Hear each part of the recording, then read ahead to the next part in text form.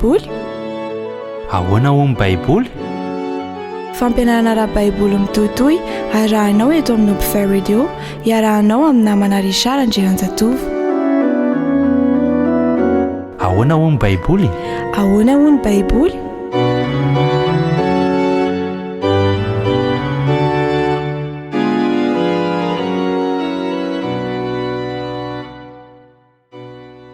Ampifaliana tanteraka no ionako aminao amin'ity anio ity, ary tena raisiko tombontsoa ny mitafatafa aminao indray amin'ny alalan'ity onjam-peo ity. Androany isika dia hijery ny fifanantonan'ilay bibidia anankiroa, dia tsy iza fa Etazonia ny Amerika sy ilay fahefanam-papaly. Koa dia miarabanao amin'ny anaran'i Jesosy ny tenako, ary manonona ny fiadanana ho aminao sy ny ankonanao. Androany aho dia manasanao angila tsofina ihany. Ivavaka isika.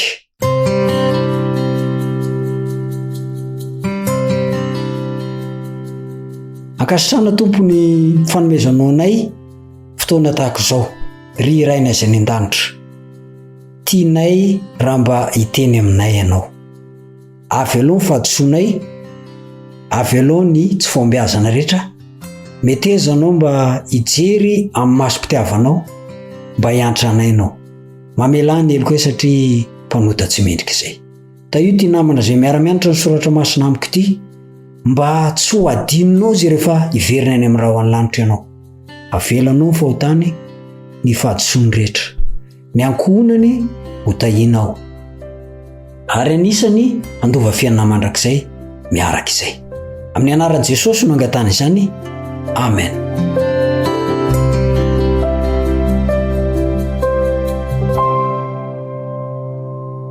Ifanatona ilay bibidia anankiroa. Hitantsika tany amin'ny fiaramianatra tany aloha tany fa Etazonia ny Amerika izay manaja fatratra ny fahalalana sy ny fisarahan'ny fahefana ara-pivavahana sy ara-politika no bibidia faharoa. Zany toetra zany dia mahafinaritra, nefa mifanipaka tanteraka amin'ny toetra ny fahefanam-papaly izay nanakambana ny lafiny ara-pivavahana tamin'ny politika, ka nanenjika sy namonina faty ireo izay tsy manaiky azy. Raha ny lojika misy dia tsy tokony hisy zany fiarana zany no ireo toetra anankiroa mifanipaka ireo. Kanefa ny baiboly dia milaza mialoha fa tsy maintsy hisy ny fifanantonana amin'izy ireo. Aiza angamba misy an'izany? Apokalipsy 7:12. Apokalipsy 7:12 toy izao vakiny amin'ny anaran'i Jesosy. Ary ny fahefana rehetra nananan'ilay bibidia voalohany dia asehony eo anatreny. Ary ny tany mba amin'izay monina eo aminy dia asainy miankoka eo anoloan'ilay bibidia voalohany izay efa sitrana tamin'ilay fery saika nahafaty azy. Rehefa ny anahazo vana mantsy ka ny ahery Etazonia teo amin'ny lafiny ara-politika sy ara-toekarena, dia nanomboka nanjakazaka sy tsy nanaja ny zon'olombelona sy ny zon'ny firenena hafa intsony izy. Miditra ankeriny any amin'ny firenena hafa izy.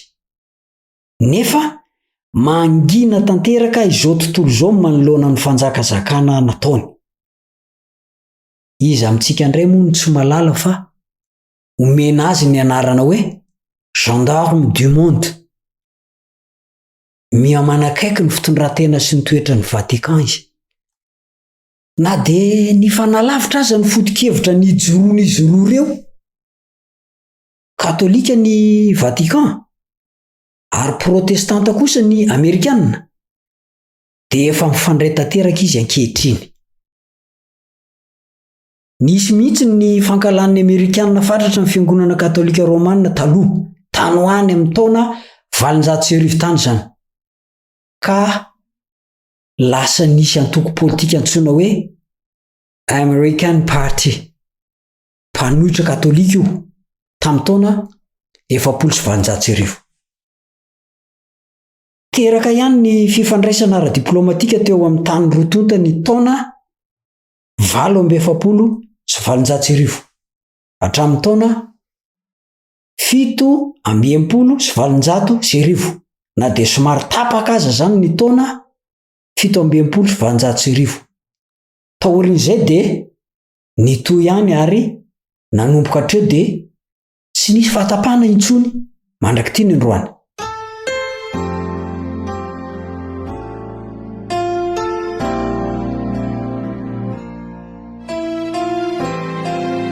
Niken'ny anteny merandolona Amerikanina tamin'ny 7 Martsa 1790 ny nanendren'ny filoha Ronald Reagan ny William Wilson ho ambasadôrin'ny États-Unis tany Vatican. Nangina ireo protestanta ny tabataba tamin'ny 20 Oktobra 1790. Nanohitra ny fikasan'ny États-Unis ifandray tamin'ny Vatican teo aloha. Ka saika nanendrena ny Mark Clark ho ambasadôry tany Vatican. Satria tsy maintsy tanteraka ny voalaza amin'ny Baiboly fa hanompo ilay fanjakana voalohany izy. Apokalipsy 13:12. Misy ohatra hafa milaza zay fanantonana zay. Ny fitsidina tanàna maromaro nataon'ny Papa John Paul faharoa tao Amerika. Tsy niambamba mihitsy izy tamin'ny fitoriana ny foto-kevitra katolika tao amin'ny tany protestanta iringirina io nandritra zany fitsidina zany. Ary azo ny hatramin'ny tokotany malalaka feno ahy maitso ny Maison Blanche aza. Tadidintsika ihany koa ny fitsidina nataon'ny Barack Obama tany Vatican. Miladilady mitady fifandraisana mihitsy ilay firenena matanjaka. Hita amin'izany ny fifanantonan'ny rotonta araka nefa namina ny soratra masina azy meloha. Tena tsy azo noeritreretina mihitsy zany. Tsy noeritreretina mihitsy ny hoe isiny zany tany aloha tany saingy rehefa nambara amin'ny Baiboly fa hoe isy dia tsy maintsy tanteraka. Nifandray tokoa izy ireo ka niara-niasa taminy ny filoha Ronald Reagan ary vokatr'izay dia nirodana ny komunisma. Ny firodanan'ny komunisma nefa dia tsy ampy fa tamin'ny antso nataon'ny Papa John Paul faharoa tamin'ny 17 Janoary 1770 dia ny anafainganana ny fiverenan'ireo kristianina ny sintaka maneran-tany ho ao ambalan'ny fahefana papaly. Zany hoe izy no hery ara-politika voalohany ao amin'ilay lanona vaovao maneran-tany. Tsy hiova mihitsy ny fahefana papaly fa izay nataony tamin'ny lasa ihany dia tsy maintsy haveriny indray. Fa faty antoka ho an'ireo manaiky hiara-iasa aminy. Tsy hiova mihitsy ny fahefana papaly fa ianao no tsy maintsy miova manaraka sy manaiky azy. Profon'izany fa na dia tany protestanta iringiny aza i Amerika araka ny nolazaina teo aloha dia izy no lasa tany iroborobon'ny fivavahana katolika betsaka indrindra eto amin'izao tontolo izao. Zany hoe tsy ny fahefana papaly mihitsy no iova fa États-Unis no ilefitra sy andefitra eo anatrena. Endrika iray fatanteran'ny faminaniana ara-Baiboly izany. Lazain'ny Apokalipsy 13:17. Ampidina hafa avy any an-danitra ihany koa i États-Unis ny Amerika. Ny afo no fomba iray nampisehon'Andriamanitra ny fanatrehany. Ohatra ny voalazan'ny Exodosy 3:2. Ny Exodosy 3:12. Ny Exodosy 4:7. Ny Exodosy 4:7. Averiko indray mandeha. Exodosy 3:2. Ny Exodosy 3:1-20. Ny Exodosy 4:7-7. Ny Exodosy 4:2-7. Zay ny makasika ny afo. Ary ny afo ihany koa dia mampiseho ny herin'Andriamanitra. Genesis 7:7-7. Genesis 7:7-7. Numéri 1:7. Numéri 1:7 ary ny numéri 4:9-5. Numéri 4:9-5.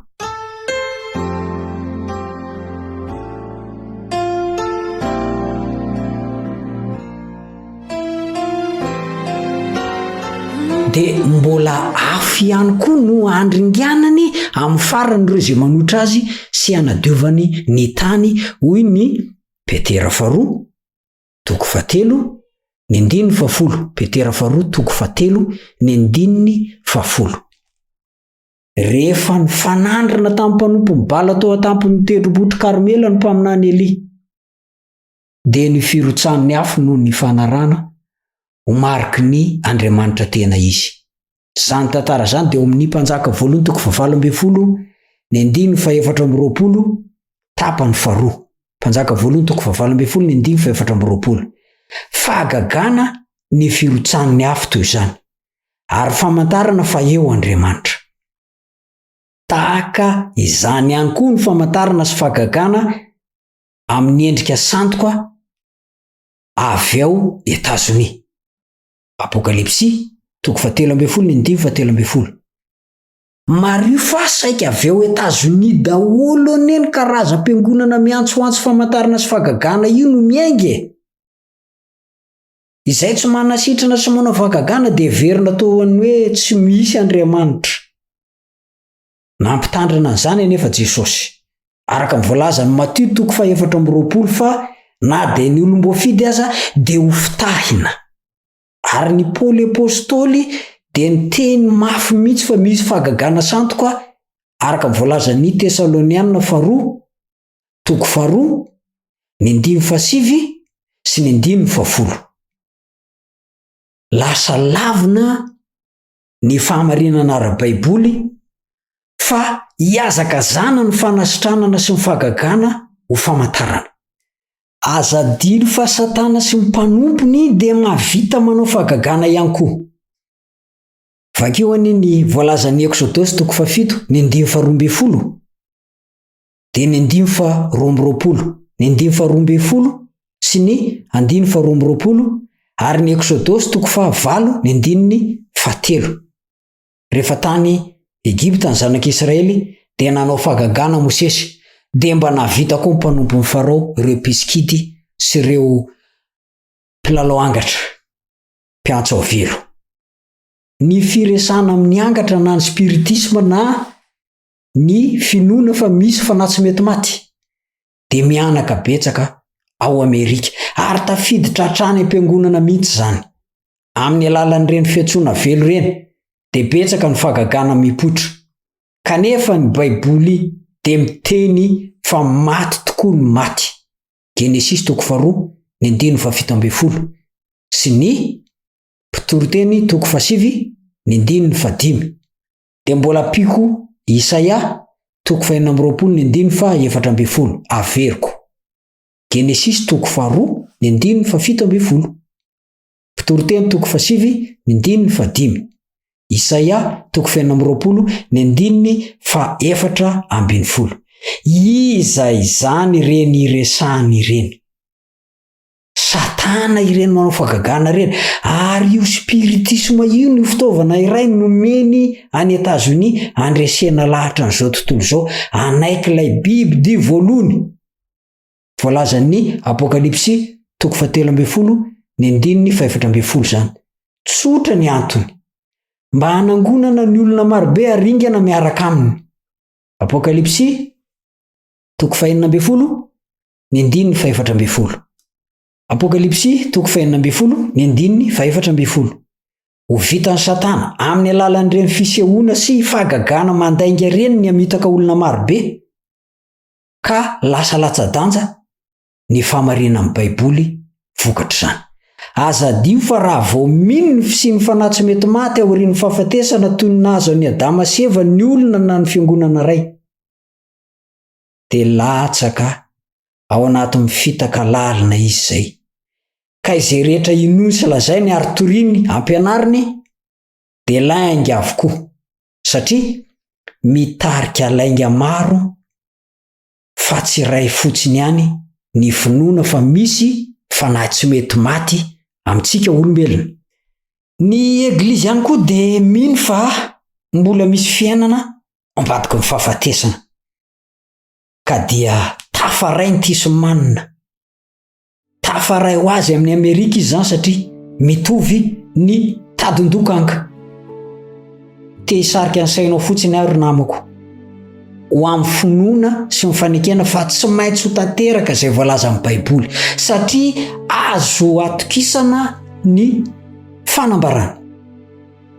Ko manasanao andinika amin'ny fotony mangetaheta amin'ny famarinana ny baiboly ary anaraka ny fandehanan'ny toe-draharaha maneran-tany fa mizotra ho amin'ny fandringanana izao tontolo izao sy ny fikasany rehetra. Isika nefa tosondrina ery, tsy mba mieritreritra ny ala eto, tsy mieritreritra no avontsika mandrakizay, fa matory eo ambony bomba milevina. Mifoaza detaire ny namana ary mivonona hiatrika amin'ny fihevian'i Jesosy, satria isan'ny famantarana ny fahatomoran'ny fihevian'i Jesosy ilay famirapiratany fahefana papaly ary indrindra ny finoana fa misy ho fanahy tsy mety maty io. Hatrehatrey ny fiarako aminao amin'ity anio ity dia mametraka ny mandra-piona mandra-pitafa aminao aho fa sao lava loatra. Manome fotoananao indray aho ho amin'ny manaraka. Veloma tompoko.